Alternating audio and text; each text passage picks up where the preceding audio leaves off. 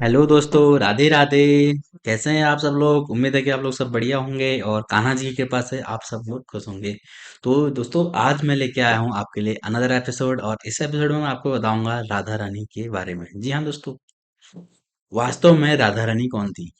ये बहुत बड़ा एक क्वेश्चन उठता है कि राधा रानी कौन थी। तो आज आपको मैं कहानी बताने वाला हूँ राधा रानी जी के ऊपर। जी हाँ दोस्तों, राधा रानी जी तो एक बार क्या हुआ दोस्तों, जो भगवान ने मोहिनी रूप धारण किया, मतलब सुंदरी का रूप धारण किया, और ऐसा रूप धारण किया कि सारा संसार उनके जो मोह में था वो बच गया। यहाँ तक कि जो महादेव थे वो भी उनके मोह से प्रभावित हो गए। मतलब हर कोई ये चाहता कि इतनी सुंदर हमारी बीवी हो।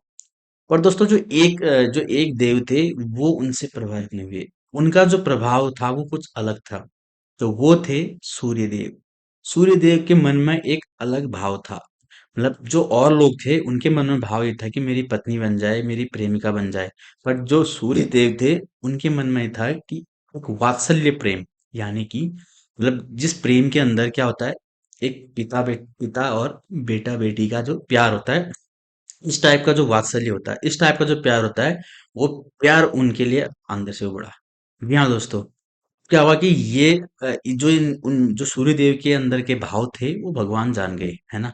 तो भगवान ने बोला कि मैं आपके जो मनोभाव हैं उन मनोभाव से मैं परिचित हूँ, और मैं ही परम ब्रह्म। जी हाँ दोस्तों, मैं ही परम ब्रह्म हूँ। और आगे द्वापर युग आ रहा है। कौन सा युग आ रहा है? द्वापर युग आ रहा है, और द्वापर युग में मैं ही परम ब्रह्म, मैं ही सब कुछ, और मैं ही श्री कृष्ण के अवतार में आऊंगा।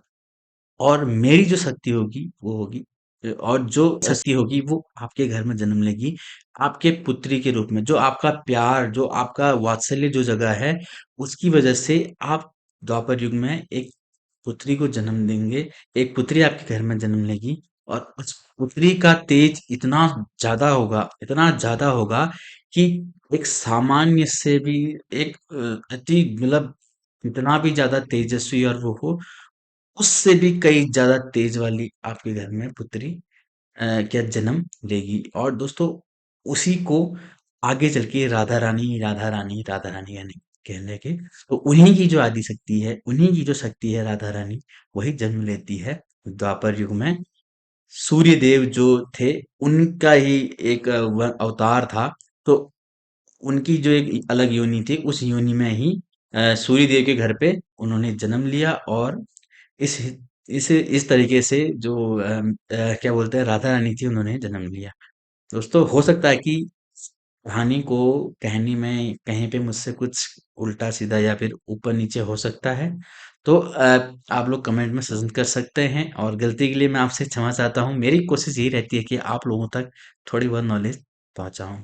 तो अपने होस्ट और अपने दोस्त को फॉलो करना बिल्कुल मत भूलिएगा। मिलता हूँ आपसे अगले एपिसोड में। आज के लिए इतना ही।